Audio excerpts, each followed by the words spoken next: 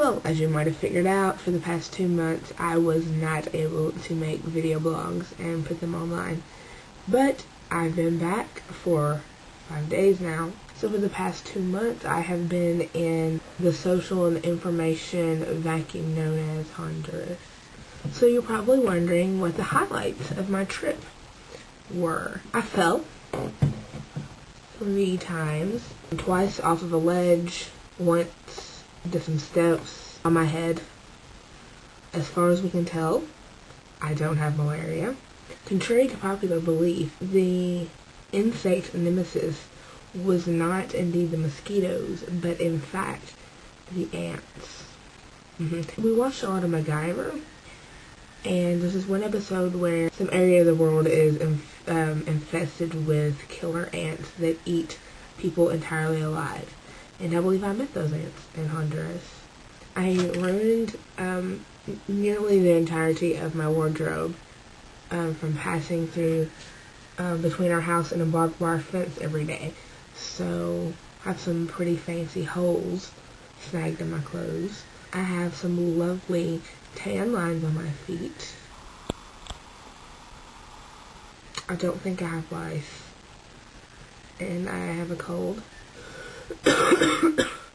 Aside from all that, I did spend 2 months working at a children's home, getting to know 140 of some of the coolest kids on the face of the planet.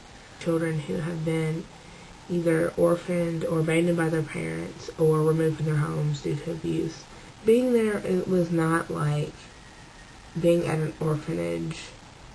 The term orphanage has such a negative, pitiful connotation in my head, and these children are happy to be where they are. Part of it seemed like being at summer camp a lot for 2 months, because you're outside all the time except when you're sleeping because it's too hot. You are hanging out with kids, you're having classes, you're playing games, you're eating cafeteria style, except this is where these kids live.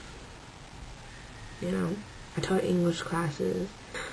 I don't feel like I did a very great job, but they seemed very appreciative.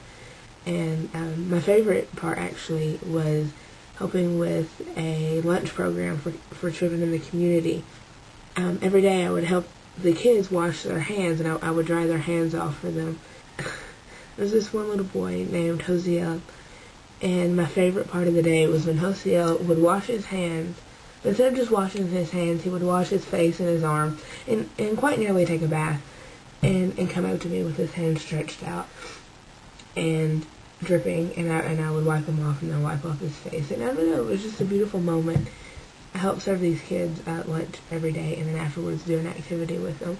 Reading, playing, drawing, coloring. And I want to go back again, if not just for the simple reason of doing a better job, being more prepared than I was this time. I didn't know what I was going into, and really, to make a difference in these kids' lives, to make them feel loved, all you need is a Ziploc bag full of computer paper and some markers.